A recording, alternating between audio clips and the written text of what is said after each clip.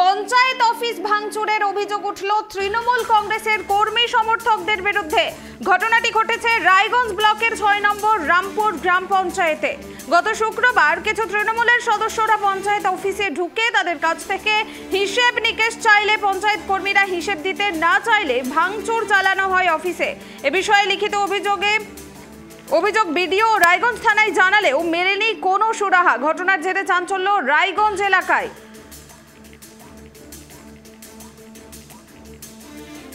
এ বিষয়ে বিস্তারিত জানবো। এই মুহূর্তে আমার সঙ্গে লাইভে যুক্ত রয়েছেন আমাদের প্রতিনিধি অনিমেষ। দুঃখিত, আমার সঙ্গে এই মুহূর্তে সরাসরি যুক্ত রয়েছেন আমাদের প্রতিনিধি বিক্রম।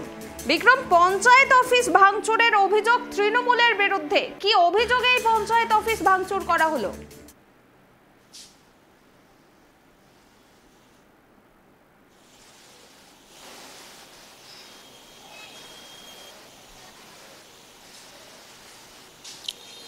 দেখো, একদমই কুনামি, এটি রায়গঞ্জের ৬ নম্বর রামপুর গ্রাম পঞ্চায়েত রয়েছে এবং সেখানে কিন্তু বিজেপির ভোট রয়েছে, অর্থাৎ প্রধান উপপ্রধান সবই বিজেপির। এবং সেক্ষেত্রে তৃণমূলের যারা প্রধানরা মেম্বাররা রয়েছে তারা কিন্তু এসে কিন্তু ভাঙচুর চালায়। ঠিক দেখাতে বলবো চিত্রটি। এখানে ফ্যান পড়ে রয়েছে এবং প্রিন্টার ভাঙচুর করা হয়েছে, চেয়ার ভাঙচুর করা হয়েছে এবং যে কর্মীরা ছিল এই ঘরে, সেই ঘরের কর্মীদেরকে হেনস্থা করা হয়েছে বলে কিন্তু অভিযোগ করছে। মূলত যেই অভিযোগ উঠে আসছে যে হিসাব নিকাশ, অর্থাৎ এই যে সারা বছর যে কাজকর্ম করেছে সেই হিসাব কিন্তু চায় এবং সেই ক্ষেত্রে হিসাব চাওয়ার প্রসিডিওর রয়েছে, সেই প্রসিডিওর না মানতে তাকে বলা হয় যে আমরা দিচ্ছি, কিছুক্ষণ ওয়েট করুন। কিন্তু না ওয়েট করে কিন্তু তারা কিন্তু ভাঙচুর চালানো শুরু করে। এবং যেটা অভিযোগ করছেন এখানকার প্রধানের স্বামী, যে তারা কিন্তু মদ্যপ অবস্থায় এসেছিল এবং শুধু গত শুক্রবার এসে যে ভাঙচুর চালিয়েছে এমন কোনো বিষয় না, কিন্তু এর আগেও কিন্তু একাধিকবার কিন্তু তারা কিন্তু এই পঞ্চায়েতে এসে মদ্যপ অবস্থায় এসে যারা কর্মীরা রয়েছে তাদেরকে হেনস্থা করে বলে কিন্তু অভিযোগ করছে। মূলত আজ গত শুক্রবার থেকে কিন্তু আজ সোমবার মূলত এখনও পর্যন্ত কিন্তু কার্যত কিন্তু এই পঞ্চায়েত কিন্তু পরিষেবা ব্যাহত রয়েছে। কোনো সরকারি যারা স্টাফ রয়েছে এবং পঞ্চায়েতের যারা স্টাফ কেউ কিন্তু অফিসে আসছেন না, শুধু জরুরি পরিষেবাই চালু রয়েছে এই পঞ্চায়েতে। মূলত সেখান থেকে দাঁড়িয়ে থেকে কিন্তু এই যে পঞ্চায়েত স্টাফরা তারা কিন্তু বিডিও অফিসে যে তারা কিন্তু রয়েছে, কারণ তারা নিরাপত্তাহীনতায় ভুগছে। তবে আরও একটি অভিযোগ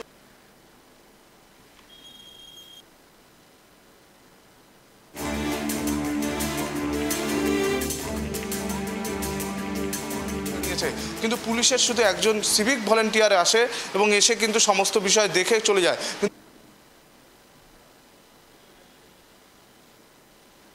যে প্রধান রয়েছে, প্রধানের স্বামী রয়েছে, তার সাথে আমরা কথা বলবো।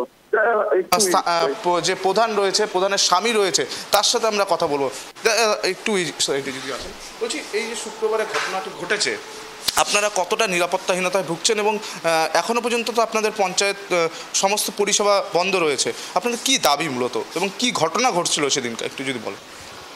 সেদিন আমাদের বিরুদ্ধে যারা আছে তারা হিসাব চেয়েছিল, সেই পরিপ্রেক্ষিতে হিসাবও দেওয়ার জন্য সেক্রেটারি সাহেব সচিব রেডি হয়। তারপরেই এরা বিতর্কের মধ্যে জড়ায় যায়, গিয়ে এই ঘটনাগুলো ঘটাইছে আর কি। এখন অফিস যারা স্টাফ আছে এরা যেহেতু নিরাপত্তাহীনতা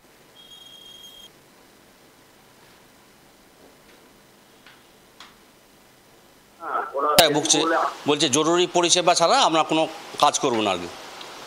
তো আপনারা পুলিশকে বা বিডিও ম্যাডামকেও জানানো হয়েছে, আইসি সাহেবকেও জানানো হয়েছে। হ্যাঁ, ওরা দেখব বলে আশ্বাস দিয়েছে, কোনো এখনও পদক্ষেপ নেয়নি। যেহেতু পদক্ষেপ নেয়নি সেহেতু অফিস স্টাফ মানে নিরাপত্তাহীনতায় ভুগছে আর কি। তো আপনাদের গ্রামের যে সাধারণ মানুষরা রয়েছে তাদের তো পরিষেবা ব্যাহত হচ্ছে, তারা কিন্তু পরিষেবা পাচ্ছে না, সেই বিষয়টা কীভাবে দেখছে? হ্যাঁ, এ তো গত 1 বছর ধরে আমাদের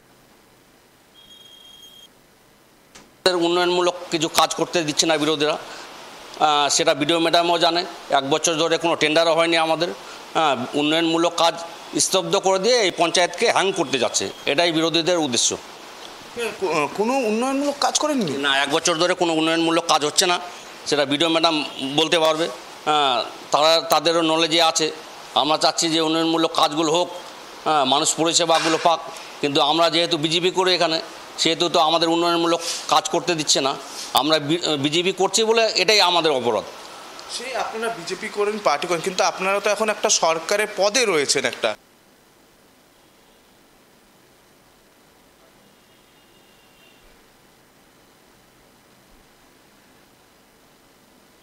যেটা হলো বিভিন্ন রকম ফেসিলিটি বা রাস্তাঘাট হোক, কিন্তু আমরা যেহেতু বিরোধী পঞ্চায়েত এখানে আমাদের উন্নয়নমূলক তো কাজই করতে দিচ্ছি।